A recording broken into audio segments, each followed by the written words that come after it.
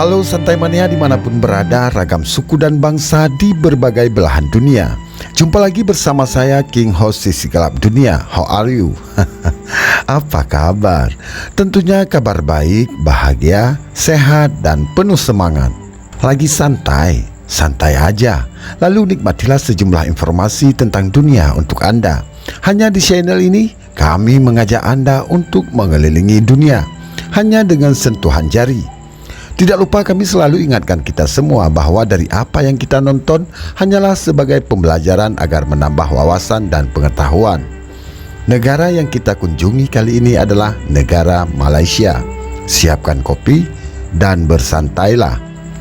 Inilah sisi gelap meningkatnya kemiskinan di Malaysia.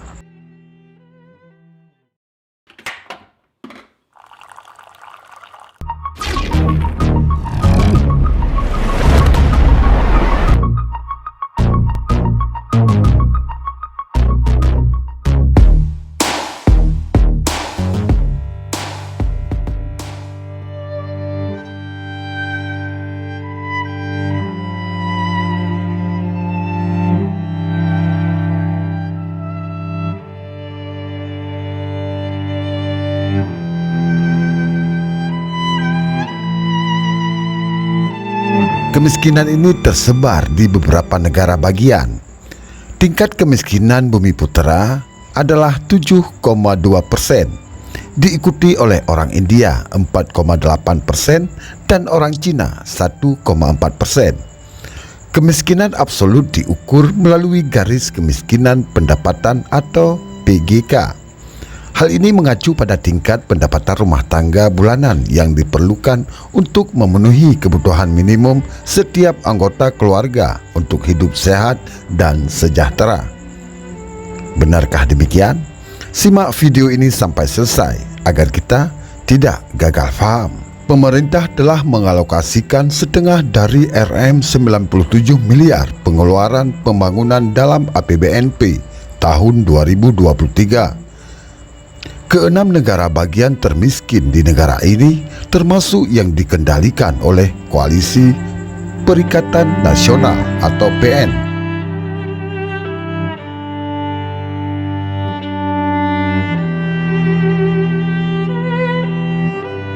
Negara-negara bagian tersebut adalah Sabah dengan tingkat kemiskinan absolut 19,5%, diikuti oleh Kelantan 12,4%, Sarawak 9,0%, Kedah 8,4%, Perak 7,3%, dan Terengganu 6,0%.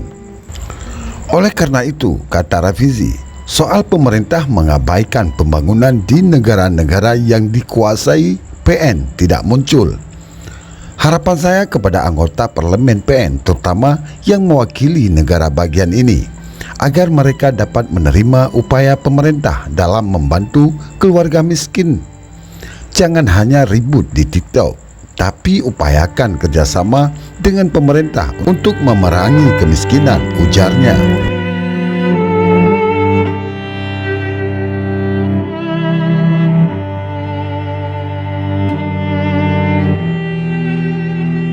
Rafizi menanggapi pertanyaan Muhammad Fawaz Muhammad tentang upaya pemerintah menutup kesenjangan pendapatan antara negara bagian termiskin dan terkaya.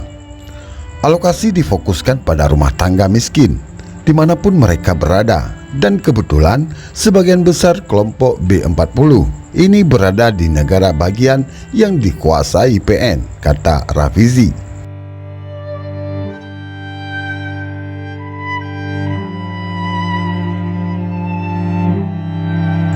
Wakil Presiden PKR itu juga menyebutkan, meski pemerintah mengalokasikan dana untuk program bantuan kemiskinan, penerima dari negara-negara yang dikuasai PN masih sangat rendah.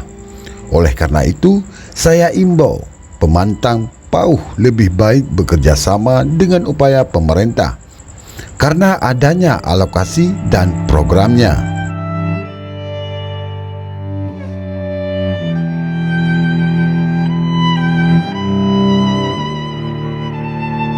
Sudah saatnya para pemimpin dan pemerintah negara, terutama yang dikuasai oleh PN di Kelantan, Terengganu, dan Kedah, memastikan bahwa perencanaan ekonomi di tingkat negara bagian sama baiknya, dan tidak hanya terus meminta alokasi karena alokasi sudah dibuat 50% belanja pembangunan dalam APBN tahun 2023 ini ke negara bagian dengan angka kemiskinan tertinggi.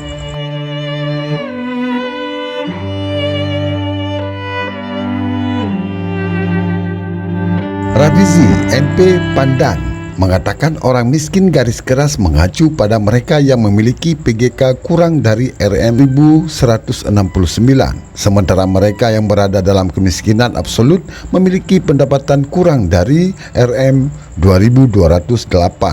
Hal itu, kata dia, berdasarkan survei pendapatan belanja rumah tangga dan fasilitas dasar yang dilakukan 5 kali dalam setahun. Rafizi juga mengatakan bahwa RM750 juta telah disisihkan untuk prakarsa pendapatan rakyat sebagai bagian dari upaya meningkatkan kemampuan kelompok B40. Ada 3 program yang terlibat, yaitu inisiatif pengusaha, petani, inisiatif pengusaha makanan, dan inisiatif operator layanan.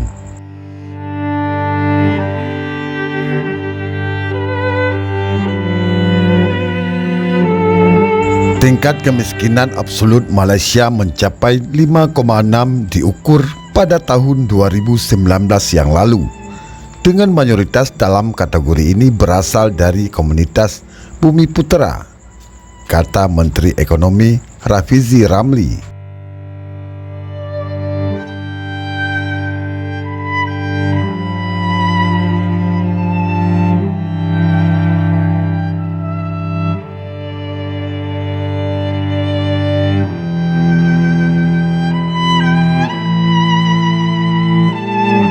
Pendapatan rumah tangga mereka per bulannya yang diperlukan untuk memenuhi kebutuhan minimum setiap anggota keluarga untuk hidup sehat dan sejahtera sangatlah minim. Namun pemerintah Malaysia terus melakukan upaya-upaya untuk keluar dari kemiskinan itu. Selanjutnya, simpulkan sendiri apa kesimpulannya menurut Anda.